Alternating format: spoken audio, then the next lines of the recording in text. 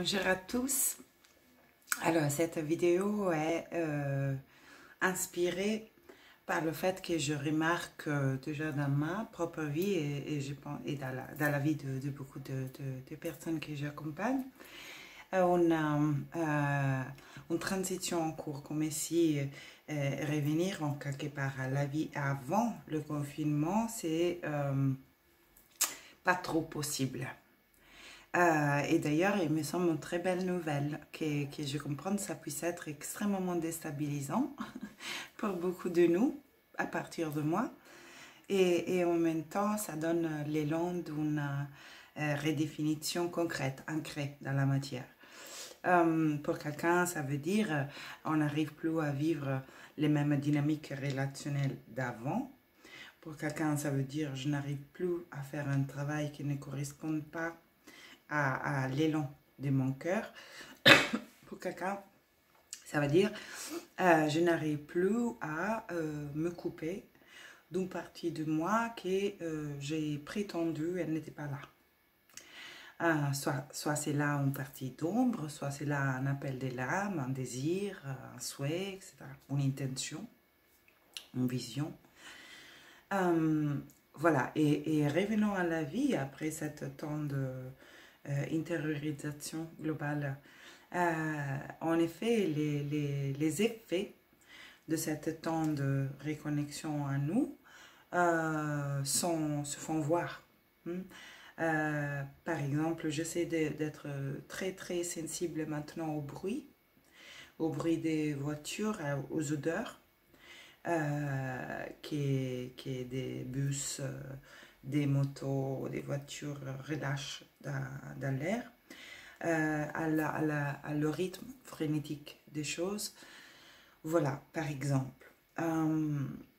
Aussi, à niveau relationnel, ça peut arriver. Donc, comme si cette distinction physique a quand même probablement aussi permis une mise au clair par rapport à certaines dynamiques dysfonctionnelles qui, dans la course, on ne mettait pas trop, on portait pas trop à la conscience.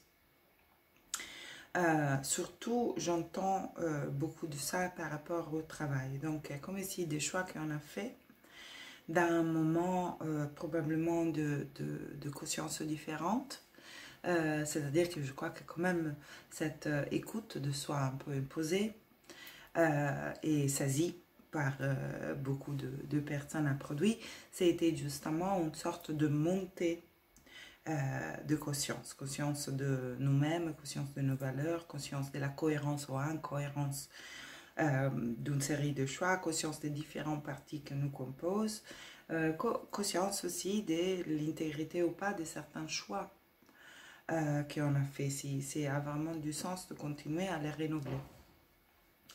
Donc cette grande remise en question continue et en quelque part, il me semble, demande maintenant un ancrage, demande d'être transféré dans une action, dans une construction peut-être d'une nouvelle façon de fonctionner. C'est certainement quelque chose que ça fait peur, parce que le connu, même si ce n'est pas en alignement avec notre être le plus profond, c'est quand même rassurant. Et en même temps, voilà, on est poussé pour ne pas payer le prix de se redéconnecter intérieurement dans ce qu'on a touché, de opérer un réajustement. Donc, par exemple, ça me vient de dire que pour les personnes que j'entends, qui n'arrivent plus à se trouver vraiment à leur place dans le travail qu'ils ont choisi de faire dans un autre moment, avec une autre conscience d'eux-mêmes, de la vie, de leurs valeurs, de leurs rêves, de voir comment c'est possible quand même d'ancrer un changement aussi progressif, aussi doux, qui quand même ne soit pas tout simplement essayer d'avaler un malaise pour récupérer un état précédent qui au final c'était une contraction plus importante à niveau de notre ouverture de conscience.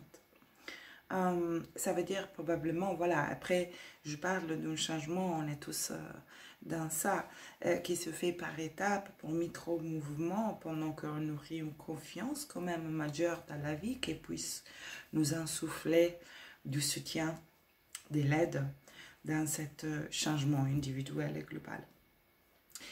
Donc, un changement par étapes, un changement progressif, probablement, c'est pas le saut soudanais dans l'inconnu, peut-être ce n'est pas tranché, coupé, net des relations, mais quand même cette sensibilité plus précise qu'on a acquis, je pense que quand même demande un ajustement concret.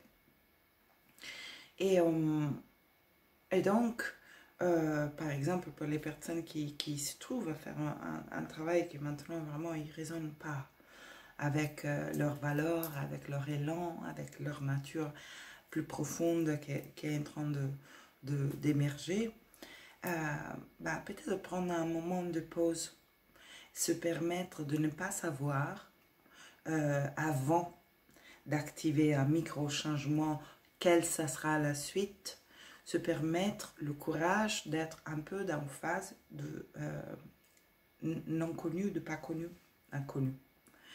De réceptivité éventuellement dans cet espace de ne pas savoir.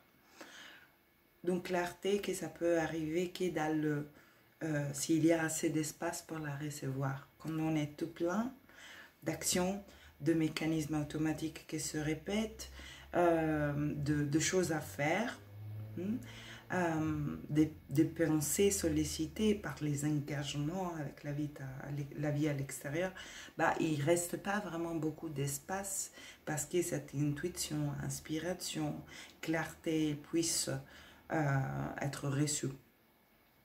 Donc, mon conseil, ça serait vraiment de prendre un temps de distance vis-à-vis de choses qui ne ressemblent vraiment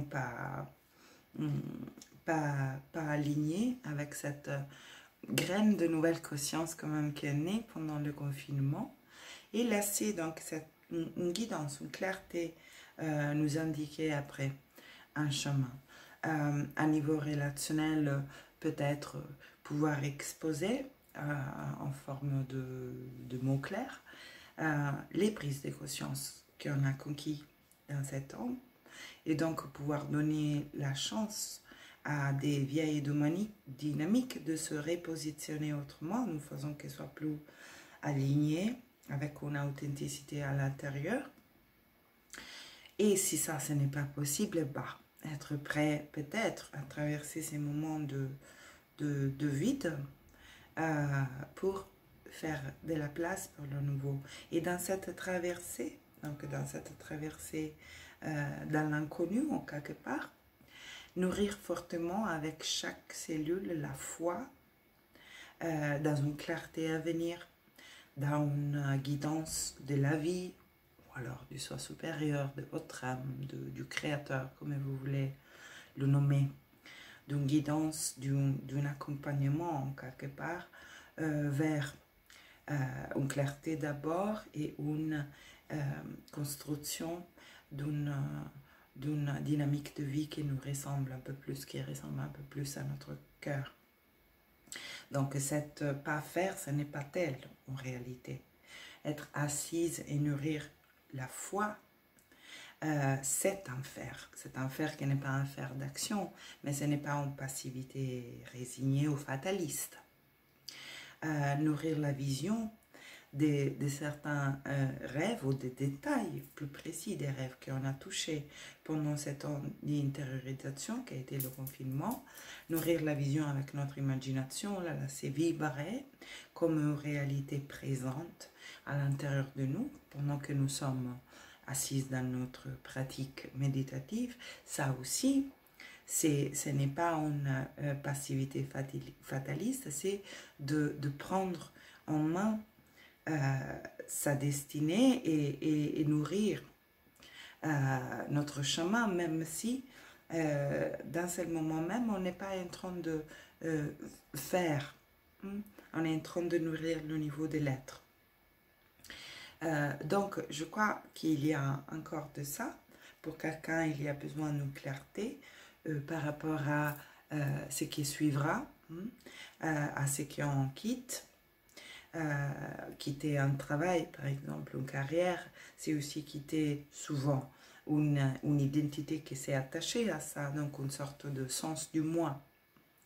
Et ça peut être effrayant, ça peut être angoissant, avoir la sensation que bah, je ne suis plus celle-là, donc qui suis-je? Je me sens personne.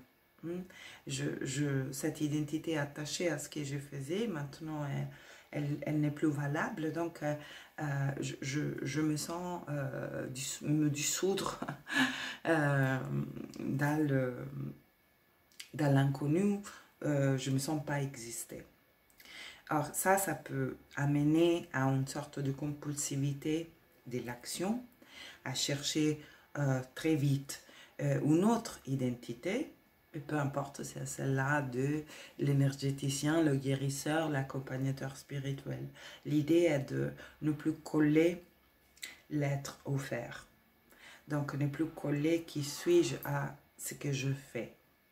Ne pas chercher un sens de l'identité dans tout ça. Parce qu'autrement, on va reproduire la même chose. L'idée est nourrir cette conscience de l'être, être grand et. Donc, cette conscience de l'être en tant qu'incarnation, extension, création du divin, en tant que créateur lui-même, en tant que source, origine de la création, ça c'est le domaine de l'être. Nourrir ça comme notre identité, libère l'identité de l'attachement à un rôle reconnu par l'extérieur. Parce que même si on veut commencer un travail pour servir les autres, si on veut commencer à offrir ses dons, ses qualités au monde, offrir notre médecine au monde, si notre identité est attachée à ça, si j'ai besoin donc d'une reconnaissance à l'extérieur pour sentir que j'existe, cette reconnaissance filtre à travers et passe à travers ce que je fais, je me retrouverai à pas me sentir libre également dans cette sphère. Donc ma suggestion est c'est nourrir une expérience de l'être libre de tout rôle, libre de tout ce qui est changeable, temporaire, mutable.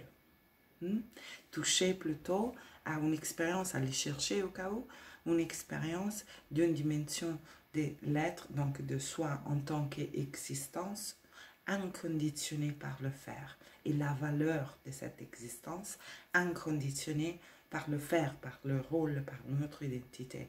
À partir de cet espace, alors l'élan du cœur de créer quelque chose de nouveau, soit par exemple l'offrande de ses dons au monde, ce n'est plus si baigné dans la peur et la sensation de manque de valeur, ça devient naturellement l'expiration de cette sensation de cette conscience de la valeur de l'être qu'on ressent déjà de façon inconditionnelle. Donc, prendre une pause, même après cette grande pause du confinement, pour glisser dans une identité attachée à une image, à un rôle, à un faire, un positionnement social, une reconnaissance sociale. Quitter la traversée entre cette phase et la nouvelle où on a l'élan, à l'évidence, de se sentir libre, et un des désirs qui a émergé fort pendant ce confinement, cette liberté, on peut la toucher quand on découvre que la valeur de l'être ne dépend de rien de ce qu'on fait, de ce qu'on a, rien de ce qui peut disparaître.